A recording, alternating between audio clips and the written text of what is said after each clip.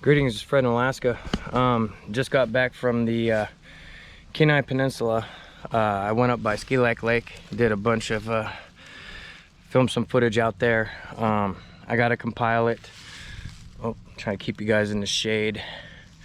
So I'm gonna get it compiled into a. What I did was I went and filmed on site of a couple of encounters down there on the Kenai Peninsula. They looked around a little bit. There was nothing evidentiary, but I went to the locations just to change it up while I can.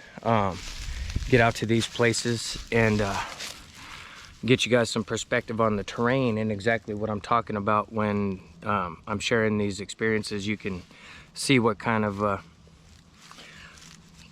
terrain and what they had to deal with, especially going down by the Kenai River in that area. It's a burnout zone. There's a lot of destruction from that, but it's like pickup sticks. There's just big trees all over, jumbled amongst each other. It's a hectic place. Just got back this morning from that. Let's see what else. Once I get all the footage downloaded onto my, sorry, you guys are twisting around there. Get all the footage downloaded, I'm not an editor, so it's just gonna be blocky and choppy as shit. Just be warned. I haven't mastered that part yet. I'm too busy with other shit. But anyway, that's just a heads up on that. Those will be coming out. I gotta do. I'm gonna be on with Jessica Jones tonight. Spaced Out Radio. I was invited. So I'm gonna go be on that. You guys check her out. I don't know anything about satellite anything. I'm not in that world. So what I wanted to share with you today is a couple of First Nations hunters. They went moose hunting, and it was a winter hunt. It was in December. This was approximately almost 30 years ago now. I asked these gentlemen if they would be on camera, and they had no interest in that, and I respected it. You know, they were they currently work in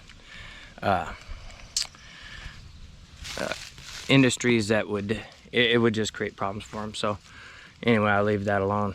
So what they did is they went out by snow machine, and they found a spot. They found a little pocket of bulls, and they were going circling around it, trying to figure out, you know, where the biggest one was. They wanted to get it. Now, this pocket where they were is basically an island of black spruce. And when I say island, it's just a stand of trees in the middle of the tundra, in the middle of the muskeg is what it boils down to. So you got a bunch of black spruce, and I think he said it was mainly willows and alders in that particular location. So they ended up seeing 3 bulls and not the big one they wanted. So they continue, rip into another stand not too far away, probably 300-400 yards, try to find the big bull. They would, if they didn't, they planned on going back and taking one of the 3.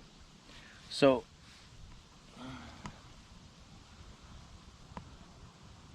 sorry, I keep an eye out for Todd to be peeking. Anyway, so they go over, and as they're going over, they slow down about 50 yards, and they kill their snow machine so they could gingerly walk up there and take a look.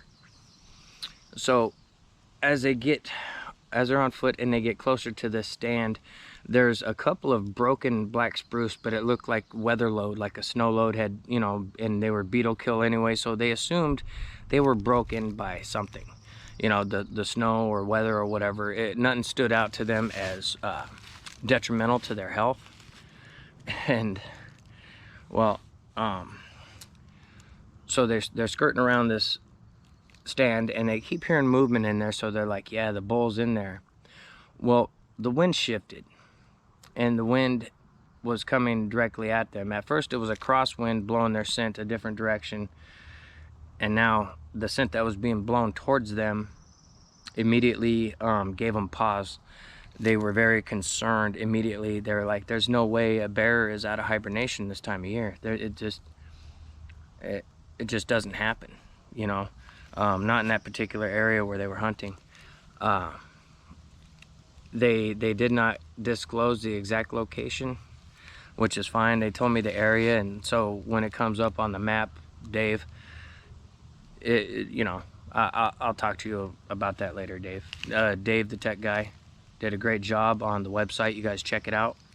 subarcticalaskasasquatch.com. Things are moving ahead on that. Anyway, check it out. So the wind shifts and they get that scent, and they immediately put rounds in their rifles, and they decide they're gonna backtrack around to get a different change in the wind and see if they can put eyes on whatever the smell is, because they didn't like it. So as they're doing that, they hear movement, and this movement, he said, was big movement. It approximately started in the center of the stand of trees and seemed like it was going in a whirlwind. Like it was just going around, and like it started in a small tight circle and just started getting bigger and bigger, and it was chaotic destruction of all foliage around. Trees and everything was just getting knocked down and whapped. And you know, they were like, well, geez, you know, most of the bull moose had shed their antlers already. This thing must not have shed his antlers yet, because it's really tearing the place up. So they get excited. It must be that really big bull, so let's creep in there on it and put it down. So they commenced to kind of creeping along, going from one little bush to the next, trying to, you know, keep an eye on the area of destruction. And it didn't stop. It just kept going and thrashing. There hadn't been a sound, just a weird smell. And they're sitting there with their rifles, and they're trying to figure out, okay, where do we go to get a vantage point to get a shot on this moose? It's obviously pissed off, and they figured the bull moose was mad at them somehow. It didn't quite make sense to them. They just figured, well, it must have seen us coming and is just pissed off, whatever. So as they move to a better vantage point, and they're looking a little bit down into this area, the thrashing is still continuing. It is, he said it got to the point where just where they got to a little bit of a rise, within that little stand of trees is basically just a little lump of higher tundra, and they were trying to peek up, and he said once they got to that point, it went dead quiet. Just as they were about to be able to put eyes on whatever movement, it went dead quiet, and all they saw was a bunch of broken stumps and some alders and stuff twisted and broken. It's probably reminiscent of, you know, stuff this size here. This little spindly thing is about maybe 3/4 of an inch thick. So there was a bunch of that, all just broken. And they noticed that there was a big tree stump, and they instantly knew that's not a natural tree stump, but it looked like one, especially from their vantage point. So they decide, that's not a moose, let's back out. We'll go and get one of those other bull moose over here. So without seeing anything, they put no eyes on nothing except a weird looking tree stump that they got a bad feeling about, and just left it alone. They got out of there, they fired up their sleds, and they went back to the other stand of trees. Now when they get to the other stand of trees, they stop and they smoke a cigarette, because the moose are just laying down over there. They're just fucking clueless what's about to, you know, unfold before them. They were just, you know, doing moose shit, just chilling, like looking around like, yeah, whatever, you know. They had no clue they were about to get popped. Anyway, so they're smoking a cigarette, discussing what the fuck was going on over there in those woods. And the younger of the two brothers said that, you know, that was Chakayok, that was a hairy man.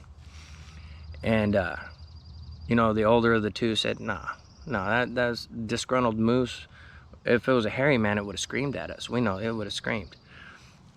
They basically chalked it up. Okay, well, we don't know, so we'll just let's pick out one of these moose. So they finish their cigarettes, and they walk up to the edge of the little stand of trees, and they were looking at, they saw two of the three bull moose they saw just moments earlier, and they're like, oh, well, the third one must be walking around. So they start circling back around to get eyes, because there was a bigger one of the three. They wanted to get as much moose meat as possible and not have to shoot a bunch of moose to do it, because that's just wanton waste. Is just, it's not what we do. So these guys, man, I tell you, let me explain. So as they circle around, they see the ass end of the big one, and it was just so happened from their initial stance and viewpoint, the moose was actually coming into the trees from an opposite direction, and they had to circle around to see its ass end from a different perspective, right? And so they're the younger one's gonna take the shot, and so they agree, okay, I'm gonna take the shot, you be ready to follow up, and if one of the other bull moose gets panicked and tries to come stomp us, just do what we have to do. So they get in a position and they start making calls and doing whatever they can to get this other one's attention to pull it out of the trees, right? Because it was facing into the trees and it was just standing there, but they can only see its back half. They can only see the ass end of it sticking out from the trees, and it appeared from their vantage point it had its head down and was feeding on lichen or something. It was kind of appeared to be feeding.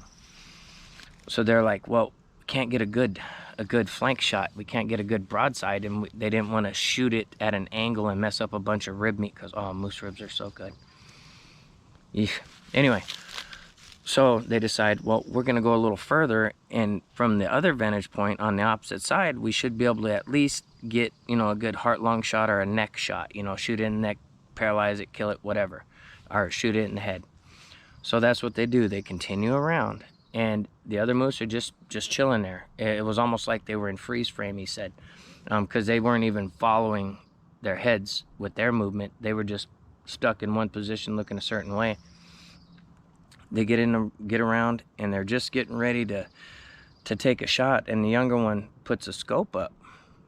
He had a 3x9 scope. He puts it up to his shoulder and goes, "That moose is dead." And the older brother said, "What do you mean it's dead? It's standing right there. Shoot it, let's go." And he goes, no, it's dead. And he goes, "What are you talking about?" He goes, "Look through my scope," because the older brother had open sight. So, and they're not that far away, but they couldn't get good detail with their natural vision. So he puts the scope up and sees what his brother saw. There is a black spruce tree, it was a spruce tree, and two of the lower boughs off this thing had been broken, and the tree itself was about a 12-inch diameter at the base, and these things they stay about the same diameter going up, and then they slowly narrow out. Hold on a second. There's a black spruce right there. That regular spruce are a little different. They got the bigger boughs like that one back over there. You can see more branches hanging down from it. So when they looked, this thing had been skewered, had been impaled on two of those branches. Parts of the lower branch was poking out from its guts a little bit, and the upper branch was just through the nape of the neck. So now they're like, what the fuck? How did that happen? So what they're assuming, because they hadn't seen nothing yet, so what they're assuming is two males were horseplaying or fighting about something, because it wasn't in the rut. So it had to have been, they were assuming it was just over some food and just disgruntled buddies, because bull moose will hang out together until it's rut season, then it's on. But anyway, so they figured, okay, well, let's go see how dead it is, how old, how long it's been dead. It may be salvageable. So they figured, save bullets and we'll just salvage what's there. So in order to make an easier trail, because it's wintertime, there's deep snow, and they're about knee deep, and they're not wearing snowshoes. So they circle back and come back at a different angle, and just as they're coming up to its ass end, all of a sudden that moose is like it took off running, but it was being drug. Whew. Just gone. Ugh. Fuck that.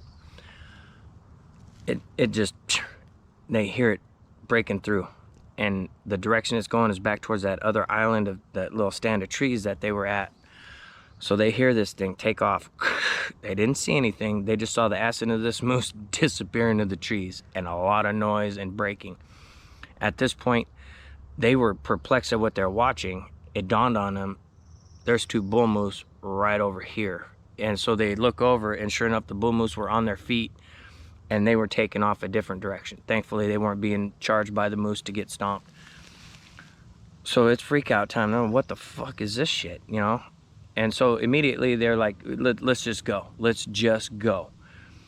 They get back over, very motivated, like, if you know what I mean, to their snow machines, fire up, and they take off at an angle away from the stands of trees to get distance, because they didn't know what they were dealing with. They wanted distance.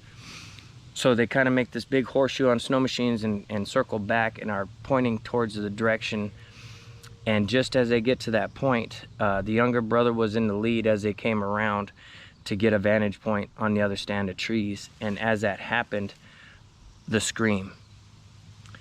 And when it screamed, he said his younger brother panicked and gunned his snow machine and kind of just ripped in between the big space between the 2 stands of trees and circled around a big circle and came back. And he asked him, what the hell were you doing? He goes, there's more of them. And that, when he said that to him, it dawned on him what he was talking about. When they looked across, because where he circled the stand of trees, about 85 to 100 yards was big timber, a big unbroken stand of trees. It wasn't just a pocketed island out in the muskeg. There was 2 of these things standing just at the edge of the frickin' tree line. No movement. He said they were stoic. They looked an awful lot like people with bigger jaws, bigger brow line, and a lot of hair. He said the bigger of the 2 looked like he had rock star hair, like it was all wavy and shit from the 80s. He said he was just dumbfounded. He said it was like looking at a couple of Neanderthals mixed with something, and they were in shock. So now their focus is the 2 at the tree line, at almost 100 yards distance at this point, and they're stuck. They're stuck. Like, what the fuck are we looking at? Another scream comes from where the one drugged the moose. So it's speculation because no one watched it happen, but what they're speculating is this thing smashed it against the trees when it was attacking it and left it there because the 2 brothers were coming on their snow machine and retreated to the other island or stand of trees. That's what they suspect. And it wasn't until they came and tried to search it out and it made a display they were unaware of, went back over to harvest a moose from over there, that it came back out of their line of sight. And just as they were going up to snatch the moose, it grabbed it and drug it back to that stand of trees. So now they're sitting there on their sleds and they're looking at the ones over there, and the one over here starts making noise again, the one that drugged the moose. When it started making the noise the second time, he said he heard clearly it making a noise like go, but it was real deep and throaty, but they took it as go. Now his younger brother started speaking Yupik out loud with his hands cupped, yelling stuff at it, telling him it's not welcome, and a few other things. I'm not at liberty to give any details because that would give up their identity in a way. I digress. I'll leave that out. So they fire back up, and they do a tight circle this time to get back towards the trail where it would take them home. Now, as they get up to a top of a rise, they circle around and they want to look back down into this little valley and see what's going on. They dug out the binoculars from their sled and they're glassing the area, and they're glassing down where the one drugged the moose, and all they could see was the moose legs up in the air and no sign of the 3. No sign of them across the way, no sign of them at that island. Now, this all happened in brief moments. It's taken me way longer to explain it to you than how it went down, okay? So they get to that point and they're looking, they see nothing. Now, far off to their right-hand side and far off to their left-hand side is other chains of unbroken timber. And on both sides, approximately, it is 200 yards approximately between this side of the tree line and the opposite side of the tree line. They're basically dead center at the top of this little rise, getting ready to head out. The one they assumed that killed the moose was off on their right, and the other two that they saw from a distance were off to their left, right outside the tree line on both sides. So these things move so quick, or there was more of them, but they're suspecting it was these ones. The two ran quickly to flank them on this side, and the other one flanked them on the other side. And they didn't ask any more questions or guess anything. They just got the fuck out of Dodge. That's not a horribly uncommon thing. You got to think about how many people, I noticed in the comments from the video from Ski Lac Lake, someone had mentioned, all the moose killed, and that type of thing, and they have a valid point, as far as, you see all these moose being killed, and people with cameras this day and age, and one factor to keep in mind is when you see one of these things in the wild, or it's actively doing something to get your attention, whatever's in your hands, 10 out of 10 times typically, you don't even fucking think about. There's numerous accounts of people holding a camera in their hand, holding a gun in their hand, and not even thinking about any of that shit when this thing is over there making its display, or yelling, or whatever in the hell it's doing. Yeah, I don't know. It's enlightening to get some of these experiences, and just kind of the correlation between certain behaviors, the stalking part, that fucking, and also, just whatever information we can glean from it. There's another part of the project going on where there's comparisons being made within each of the encounters, that are going to be basically itemized, type of aggression, that type of thing, and try to see if there's an overall pattern we can start to maybe have a slightest bit of an inkling of some knowledge of, because in the big scheme of things, none of us know shit. I know that I know what I know just from sight. I'm not a researcher. I'm just a dude in Alaska that happened to have some shit happen. So anyway, yeah, watch your six. Be safe out there on the Memorial Day weekend, the holiday. Don't drink and fucking boat, man. Don't do it. Stay on land. Stay by a warm fire. Get fucked up all you want, but don't drink and boat. Don't drink and drive. It's not worth it. There's currently over 140 active missing person cases in Alaska right now. I think it's higher than that. They don't update that often. And trying to get certain information on missing cases is Freedom of Information Act. And in order for that, you got to have specifics on date missing, person missing, etc. But when you don't have all that information, it makes a pointless FOIA request. So I'm working background on that, because a large portion of what I want to work towards is all the missing people.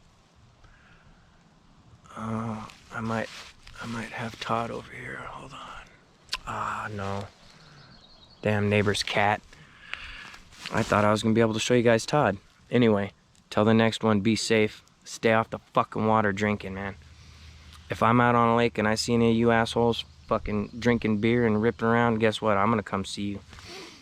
It's not worth it. Not. Anyway, till the next one.